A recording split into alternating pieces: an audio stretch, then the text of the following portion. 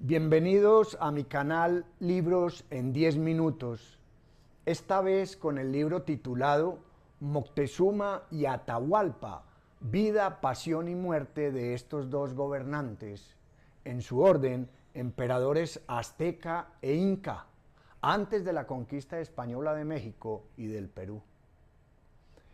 Para efecto de realizar un resumen lo más completo posible, he decidido dividirlo en dos entregas.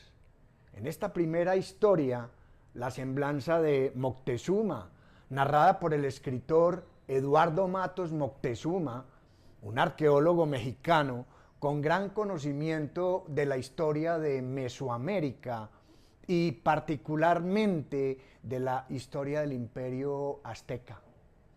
La segunda parte del libro, en próxima recopilación de mi canal, será la historia de Atahualpa, narrada por el escritor Luis Millones Santagadea, historiador y antropólogo peruano.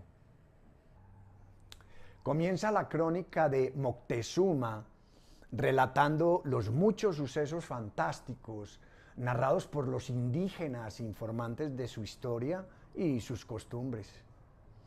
Es un hecho que estas anécdotas reales o ficticias no auguraban un final feliz para el imperio.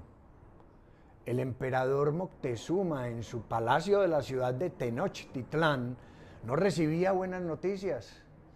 En la costa de la actual Veracruz se avistaban navíos con gente extraña.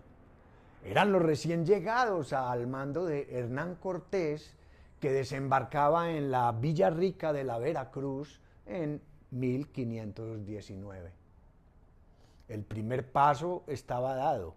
Vendrían muchos más para fundar el primer asentamiento español en la costa del Golfo de México. Años atrás, provenientes de alguna región del norte de México, los mexicas o aztecas se enfrentaban a tribus enemigas y rivales en la región de Mesoamérica. Los tepanecas, tribu que antes de su expansión como imperio dominaron a los aztecas, jugaron un papel importante en la historia del Valle de México. Fueron uno de los primeros pueblos en establecer ciudades-estado en la región. Otra tribu involucrada en esta historia fue la de los toltecas, provocando gran influencia cultural y artística en los aztecas, quienes adoptaron algunos de sus dioses y mitos a su religión, como Quetzalcóatl, dios de la sabiduría y la creación. Este dios fue incorporado y venerado por ellos en paralelo a su deidad natural, Huitzilopochtli, considerado dios del sol, la guerra y la protección. Luego de casi medio siglo de enfrentamientos entre tribus diversas que habitaban la región, los aztecas fundan la ciudad mexica de Tenochtitlán en el año de 1325 de nuestra era. Una ciudad lacustre cuyo principal medio de transporte interno se hacía a través de canoas de madera. Se caracterizó por la conformación de barrios y distritos internos ubicados en diferentes puntos cardinales. Cada uno conformaba una ciudad independiente con identidad y líder propio que velaba por la administración y organización de cada comunidad.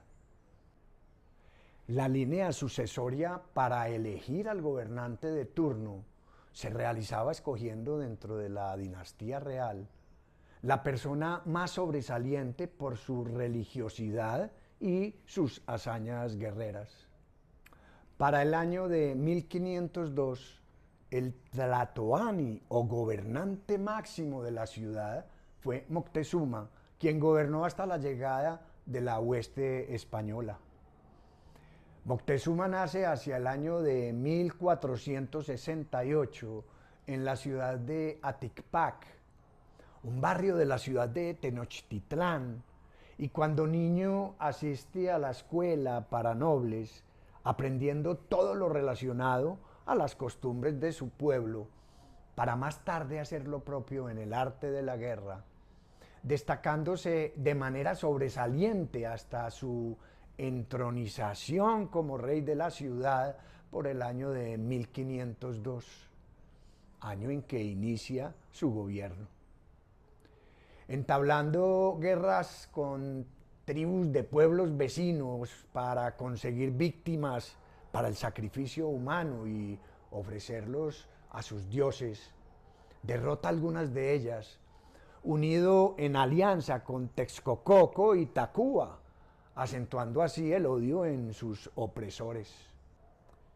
Espías de Moctezuma le informan de la presencia en el mar de barcos y gente extraña que en ellos llegaban. Hernán Cortés llega a la península de Yucatán, en particular a la costa de Veracruz, e inicia la conquista de México, con el desembarco de los españoles en la isla de Cozumel.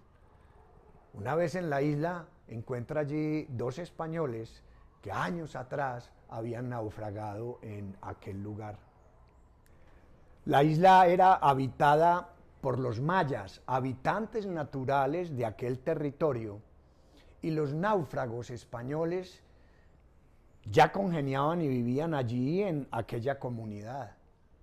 Los nuevos invasores se percatan de la rivalidad entre las tribus indígenas de la región y, aprovechando su división, logran el triunfo en las primeras batallas. Cortés recibe de los caciques de la región una mujer de nombre Malitzin, que más tarde en la historia se conocerá como la Malinche, de quien se dice que era una mujer nahua o méxica con capacidad de hablar esta lengua y el maya, convirtiéndose en intérprete y, para algunos historiadores, convertida también en consejera y amante del jefe español.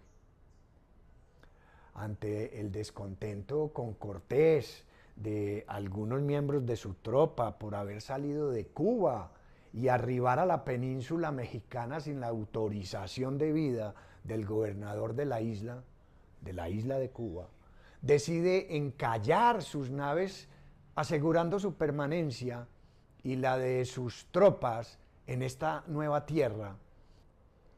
Ante la presencia de los extranjeros españoles, Moctezuma decide enviar regalos a Cortés, proponiendo retener su avance hacia la capital.